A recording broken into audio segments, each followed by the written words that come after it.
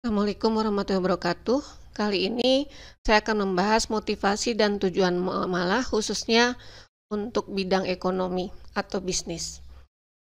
Eh, Muamalah merupakan aktivitas yang melibatkan sesama manusia. Jadi pada dasarnya seorang manusia itu tidak ada yang tidak bermuamalah ya. Tidak ada manusia yang tidak terlibat dalam aktivitas muamalah sehingga hukum mempelajari bagaimana aturan-aturan dalam bermuamalah itu masuknya ke dalam fardu ain atau wajib ain. Artinya wajib bagi setiap muslim dan tidak bisa diwakilkan kepada yang lain. Dalil yang penting sekali menjadi pengingat kita adalah dari hadis riwayat Muslim, di mana Rasulullah SAW mengatakan bahwa bersungguh-sungguhlah pada perkara-perkara yang bermanfaat bagimu dan mintalah pertolongan kepada Allah. Jadi yang dimaksud dengan bersungguh-sungguh itu bukan hanya dari usahanya, tapi juga bersungguh-sungguh itu dari memastikan apakah aktivitas itu betul-betul memang bermanfaat atau dibenarkan secara hukum atau tidak. Nah, ini ada 5 batasan umum untuk menentukan sah atau tidaknya muamalah. Artinya sebuah muamalah secara ekonomi sebaiknya menghindari kriteria maisir, goror, haram, riba, dan batil, atau kita akan lebih mudah mengingatnya dengan singkatan maghrib. Maisir, menurut bahasa maisir artinya gampang atau mudah. Jadi menurut istilah ini berarti memperoleh keuntungan tanpa harus bekerja keras. Nah, maisir ini banyak kita kenal dengan istilah perjudian ya. Jadi di dalam perjudian itu kan kita mendapatkan keuntungan dari satu atau beberapa pihak tanpa perlu kerja keras. Dan keuntungan yang diperolehnya itu betul-betul hanya mengandalkan dari faktor keberuntungan, bukan dari usaha. Larangan mengenai perjudian atau maisir atau mendapatkan keuntungan tanpa usaha ini sudah jelas di Quran, disampaikan pada Quran surat 2 ayat 219 dan Quran surat 5 ayat 90. Silahkan dibaca sendiri ya. Yang berikutnya adalah goror.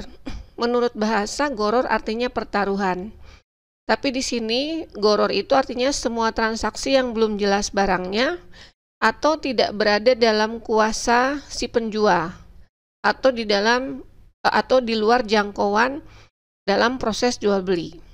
Jadi sebuah transaksi dikatakan goror jika terdapat di dalamnya ketidakpastian, ketidaktentuan, baik mengenai barang, jasa maupun nilainya. Nah, ini indikator goror. Yang pertama, sesuatu yang diperjualbelikan itu, baik barang atau jasa, tidak atau belum wujud atau tidak jelas kriterianya. Misalnya, kalau barang jelas sekali ya, misalnya barang buah yang masih di pohon. Buah yang masih di pohon itu kalau belum dipetik itu tidak boleh dijual atau kita tidak boleh membelinya karena termasuk ke dalam transaksi yang goror. Sama juga dengan jasa. Sebuah jasa kalau tidak jelas kriterianya, terus tidak jelas yang dinamakan jasa itu sudah selesai atau tidak itu seperti apa, maka termasuk juga ke dalam kategori goror. Berikutnya adalah barang yang ditransaksikan belum bisa diserahkan pada pembeli, artinya belum, tadi contohnya misalnya kalau padi itu belum panen, belum jelas apakah nanti bisa panen atau tidak. Jadi ada resiko si pembeli itu kemungkinan bisa tidak panen kalau misalnya gagal atau ada hama. Biasanya dalam transaksi seperti ini memang harga murah sekali. Jadi kenapa sih transaksi goror itu banyak dilakukan? Bagi penjual biasanya dia bisa mendapatkan uang lebih cepat. Jadi kalau dalam pertanian misalnya tidak usah menunggu panen. Bagi si pembeli dia mendapatkan harga yang murah, jauh lebih murah karena barang yang dibelinya itu memang belum jelas kriterianya, apakah betul-betul kualitasnya bagus, apakah betul-betul barang itu bisa dipanen atau tidak. Berikutnya adalah transaksi atau akad dan kontraknya tidak jelas, baik dari waktu bayarnya, cara bayarnya, dan lain-lain. Ini banyak sekali contoh-contoh transaksi yang goror, bukan hanya terkait pembelian barang ya, karena saat ini kita harus tahu bahwa bisnis saat ini itu lebih dari 70% itu bisnis jasa. Artinya banyak sekali transaksi-transaksi yang kita lakukan itu di bidang jasa atau terkait pelayanan atau jasa. Nah, jadi kalau transaksi itu bersifat jasa, kita juga harus mengenal kategori goror itu dari mana. Nah, di sini dikatakan dari mulai proses transaksinya, bagaimana membayarnya, dari mana cara membayarnya, dan lain-lainnya. Barangkali nanti akan lebih lengkap lagi, saya sertakan video pendukung ya dari yang lain, dari yang lebih dipercaya. Berikutnya haram. Jadi ketika objek yang diperjualbelikan haram, maka transaksi otomatis tidak sah. Kalau di sini contoh yang paling sudah familiar barangkali adalah transaksi jual beli khamar. Nah, saat ini kan yang namanya barang haram itu banyak sekali ya. Kemampuan kita sebagai seorang muslim itu memaksimalkan usaha untuk mengetahui barang yang kita beli itu apakah mengandung unsur haram atau tidak. Nah, ini bukan hanya terkait barang saja ya, tapi juga bisa dalam bentuk jasa. Islam melarang keras transaksi yang bersifat haram, baik itu sifat barangnya maupun cara transaksinya. Jadi nanti boleh saja misalnya barangnya halal, tapi caranya mungkin diharamkan gitu. Berikutnya adalah riba. Dari segi bahasa, riba bermakna tambahan atau kelebihan. Islam sangat menganjurkan umat muslim menjauhi riba karena merugikan dan membebani salah satu pihak, biasanya si pembeli. Riba juga bisa menjauhkan penjual dari keberkahan, mendorong sifat serakah dan sombong. Jadi, kalau kita meyakini bahwa riba itu bisa menjauhkan penjual dari keberkahan, maka kita akan mengerti nanti dari banyak kasus, dari beberapa contoh. Salah satu bukti paling sederhana dari menjauhkan dari keberkahan adalah si penjual menjadi semakin jauh dari ketaatan kepada Allah. Berikutnya, ayat-ayat mengenai pelarangan riba ini diturunkannya pelan-pelan, bertahap gitu ya. Turunnya itu bertahap dari ayat yang paling halus, tegurannya hingga yang paling keras. Ini yang pertama. Tahap pertama itu menolak anggapan bahwa riba itu bisa menambah harta. Di sini Allah meyakinkan bahwa riba itu bukan menambah harta tapi justru mengurangi. Yang menambah harta itu zakat. Ini di Quran Surat Ar-Rum ayat 39. Dan sesungguhnya riba yang kamu berikan agar dia bertambah pada harta manusia, maka itu tidak bertambah pada sisi Allah. Dan apa yang kamu berikan berupa zakat yang dimaksudkan untuk mencapai keridhaan Allah, maka itulah yang akan dilipat gandakan pahalanya. Jadi bisa saja tadi secara syariat misalnya kita lihat bahwa dengan riba seolah-olah gitu ya, seseorang hartanya menjadi banyak gitu ya, tapi sebetulnya di sisi Allah itu sedikit. Nah, nanti kalau kita kembali membahas materi yang pertama gitu ya, mudah-mudahan kita bisa memahami ini tidak kontradiktif gitu. Jangan sampai ada seorang muslim yang bingung, kenapa ya kok orang yang riba malah kaya, tapi orang yang berusaha jujur menghindari riba itu justru malah hidupnya susah gitu kan. Ya karena di dalam kehidupan seorang muslim itu tidak bisa dilepaskan antara kehidupan di dunia dan di akhirat. Jadi dianggap sebagai satu paket. Yang kedua, riba itu berikutnya digambarkan sebagai sesuatu yang buruk dan mendapatkan balasan yang keras bagi yang memakan riba. Nah, ini ada di Quran Surat An-Nisa ayat 160-161. Maka disebabkan kelaliman orang Yahudi, kami haramkan atas mereka memakan makanan yang baik, yang dulunya dihalalkan gitu. Dan karena mereka banyak menghalangi manusia dari jalan Allah, dan disebabkan mereka memakan riba. padahal sesungguhnya mereka telah dilarang daripadanya, dan karena mereka memakan harta orang dengan jalan yang batil. Kami telah menyediakan untuk orang-orang yang kafir di antara mereka itu siksa yang pedih. Jadi walaupun ini contoh kasusnya waktu itu untuk kaum Yahudi ya, tapi pada dasarnya Al-Quran ini berlaku sepanjang zaman, menjadi aturan bagi kita Muslim. Ini satu hikmah gitu, bahwa apabila seseorang itu memakan riba gitu, maka dia akan terhalang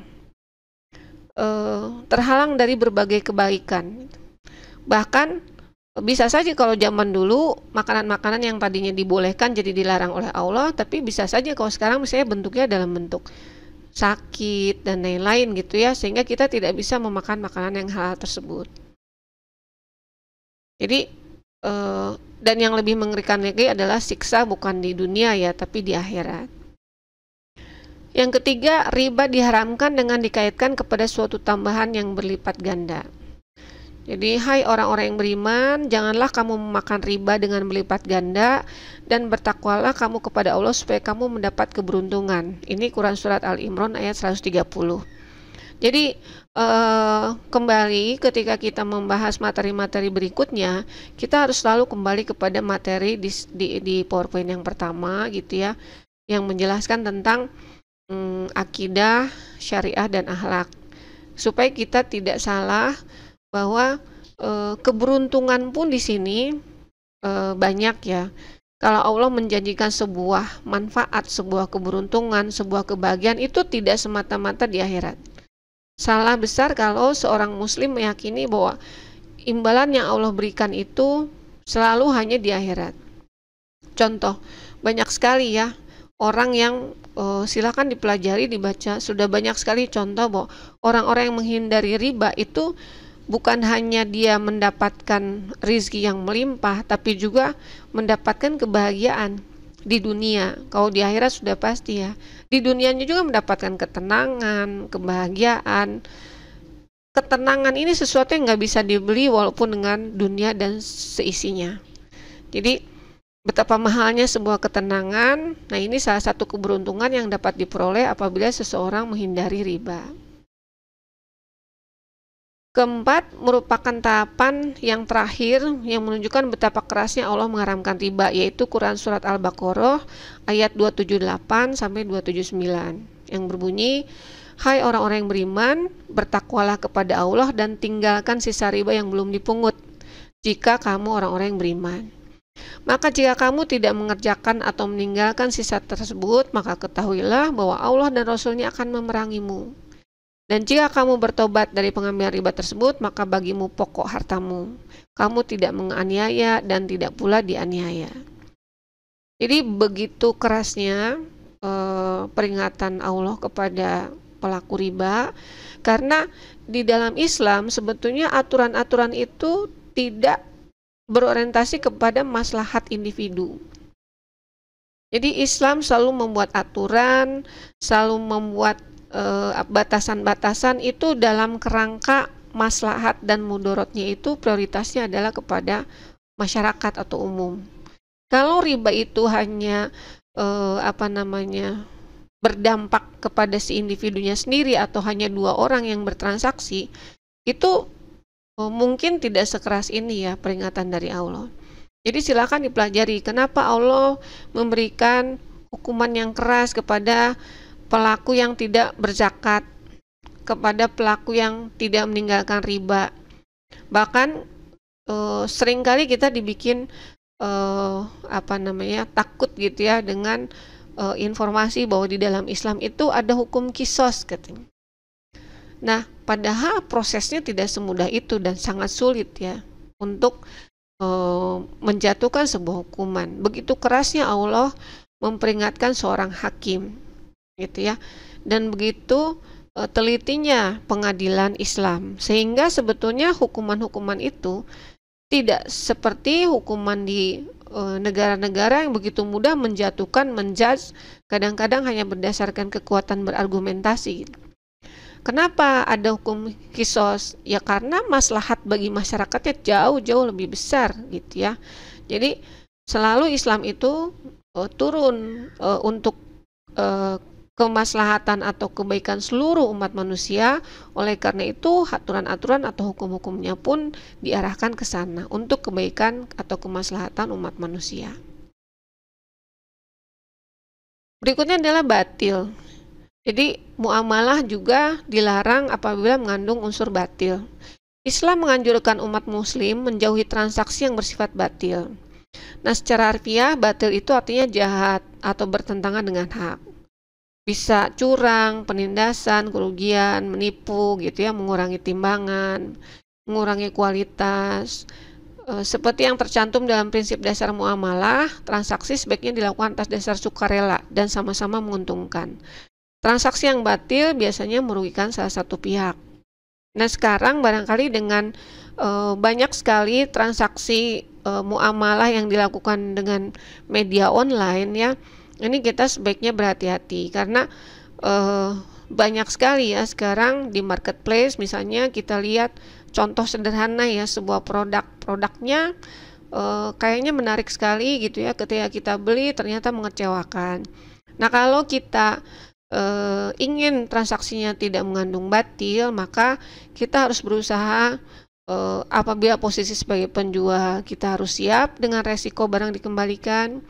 Apabila sebagai pembeli, kita harus mau gitu ya, untuk kebaikan bersama kita harus mau menyampaikan gitu ya kekecewaan tersebut dengan sebaik-baiknya dan minta agar ada satu kesepakatan sehingga dua-duanya merasa rela.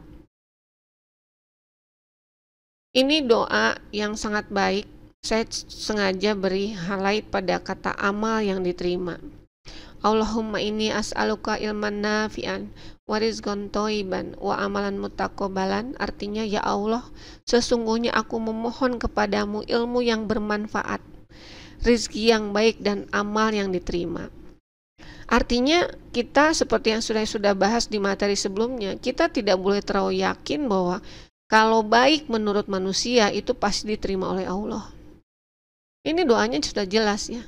Dan amal yang diterima, artinya ada amal walaupun baik menurut manusia tapi tidak diterima oleh Allah. Jadi sebaiknya ini doa bagus sekali ya, kita bacakan misalnya di pagi dan sore, atau bolehlah setiap saat juga kalau ingat. Nah, berdasarkan kriteria tadi muamalah secara ekonomi gitu ya, jadi apa sebetulnya tujuan atau target seorang muslim dalam bermuamalah? Ini muamalah ekonomi ya. Yang pertama, jelas tujuannya adalah menjalankan fungsi sebagai khalifah di bumi. Tujuan utama kita beraktivitas, bermuamalah itu menjalankan fungsi sebagai khalifah. Nah, sebagai khalifah itu berarti apa? Sebagai orang, bukan memimpin itu dalam mahasiswa membayangkannya seorang bos ya. Seorang pemimpin itu terbayang adalah seseorang yang bertanggung jawab, yang berkewajiban memastikan sesuatu yang dipimpinnya itu baik-baik saja, bahkan lebih baik, kan gitu ya. Berarti ketika kita menjadi khalifah di bumi, kita harus memastikan bahwa bumi dan isinya itu menjadi lebih baik karena ada kita. Nah, berarti targetnya apa? Berperan sebesar mungkin dalam memakmurkan bumi.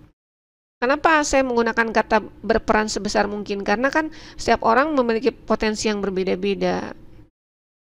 Nah, ini diperkuat oleh hadis riwayat At-Tabrani, sebaik-baik manusia adalah yang paling bermanfaat bagi orang lain. Jadi, hadis tuh banyak sekali dan saya yakin muslim juga banyak yang sudah familiar gitu ya. Tapi kita harus sering saling mengingatkan karena seringkali kita lupa gitu ya. Dalam kondisi misalnya sedang semangat ibadah mahdoh misalnya, kita lupa dengan hadis ini, atau ketika kita sedang berusaha menjalankan fungsi sebagai khalifah, kita lupa kepada ibadah mahdoh. Nah, sebaiknya itulah fungsi kita saling beramar ma'ruf dengan sesama muslim ya. Nah, saya akan mengutip teori motivasi dari David McClelland. Mudah-mudahan mahasiswa sudah sangat familiar ya. Menurut McClelland, ada 3 pengelompokan kebutuhan manusia. Yang pertama adalah need of achievement, yaitu kebutuhan atau dorongan untuk berprestasi. Yang kedua need of power, yaitu kebutuhan atau dorongan untuk memiliki pengaruh atau kekuasaan. Yang ketiga ada need of affiliation, yaitu kebutuhan atau dorongan untuk merasa menjadi bagian dari masyarakat secara sosial. Nah, menurut hasil banyak riset, ternyata seorang entrepreneur atau seorang manajer itu sukses apabila yang dominannya adalah need of achievement. Nah, berdasarkan hasil riset juga disepakati bahwa need of achievement atau kebutuhan untuk berprestasi itu kalau dikorelasikan dengan nilai-nilai Islam berarti adalah kebutuhan untuk bermanfaat sebanyak-banyaknya. Jadi kita punya potensi apa, punya potensi A, maka yang namanya kebutuhan berprestasi adalah potensi itu ingin kita maksimalkan sehingga semakin banyak orang yang merasakan manfaatnya. Berprestasi itu kan sebetulnya berguna ya, bermanfaat. Bukan kebutuhan terhadap pengaruh atau kekuasaan. Jadi kalau sekarang berkembang seolah-olah ada persepsi nggak mungkin lah kita bisa merubah dunia kalau kita tidak punya kekuasaan. Itu barangkali pemahaman itu entah dari mana ya. Saya pikir bukan dari Islam. Karena Islam itu tidak menuntut semuanya berperan di dunia itu harus jadi pemimpin dulu. Pemimpin itu kan nggak perlu banyak, rakyat yang banyak gitu ya. Jadi kalau terlalu banyak atau setiap orang punya pemahaman, aku ini apa? Aku nggak bisa apa-apa lah, kan bukan siapa-siapa. Nah itu pemahaman itu salah, harus diperbaiki. Karena yang Allah tuntut itu adalah kesesuaian dengan perintahnya. Jadi ini juga sesuai dengan materi yang pertama, bahwa sebelum kita memastikan apa yang kita lakukan itu bermanfaat, pastikan dulu apa yang kita lakukan itu sesuai dengan aturan Allah. Jadi kebutuhan terhadap kekuasaan tidak membuat orang betul-betul berprestasi atau tidak menghasilkan manfaat sebesar kebutuhan terhadap prestasi. Kebutuhan terhadap afiliasi, sebetulnya kebutuhan merasa menjadi bagian dari masyarakat atau kebutuhan sebagai makhluk sosial gitu ya, itu baik sebagai pendorong orang untuk berprestasi. Tapi kalau misalnya kebutuhan ini terlalu besar gitu ya, akhirnya manfaatnya juga tidak terlalu banyak. Jadi teori McClelland ini salah satu contoh teori. Kalau di teorinya Abraham Maslow barangkali kebutuhan yang tertinggi ya. Kebutuhan yang tertinggi need of actualization need. Nah, jadi kebutuhan untuk mengaktualisasikan diri itu juga sama dengan need of achievement. Ini diakui ya oleh teori-teori konvensional dari banyak riset bahwa inilah yang membuat seseorang berkontribusi positif lebih besar manfaatnya dibandingkan kalau yang dominannya kebutuhan yang lain. Nah, ternyata teori konvensional tidak bertentangan dengan apa yang dijanjikan oleh Allah. Ini dari hadis riwayat Muslim.